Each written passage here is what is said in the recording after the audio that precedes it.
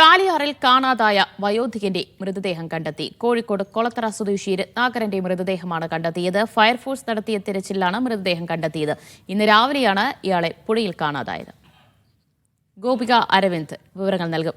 ഗോപിക, എവിടെ നിന്നാണ് ഇപ്പോൾ മൃതദേഹം കണ്ടെത്തിയിട്ടുള്ളത്? ദിവ്യ, ഇന്ന് രാവിലെയാണ് കോഴിക്കോട് കൊളത്തറ സ്വദേശി രത്നാകരനെ ചാലിയാർ പുഴയിൽ കാണാതായത്.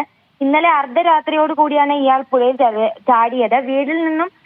ഇദ്ദേഹത്തിന്റെ വീട്ടിൽ നിന്നും 200 മീറ്റർ അകലെയാണ് ഇദ്ദേഹം ചാടിയത്. അടിയൊഴുക്കുള്ളതിനാൽ തന്നെ ഇന്ന് രാവിലെ മുതൽ തിരച്ചിൽ ആരംഭിച്ചിരുന്നു. പക്ഷേ ഉച്ചയോടുകൂടിയാണ് ഫയർഫോഴ്സിന്റെ തിരച്ചിലിനൊടുവിൽ ഇപ്പോൾ മൃതദേഹം കണ്ടെത്തിയിരിക്കുന്നത്.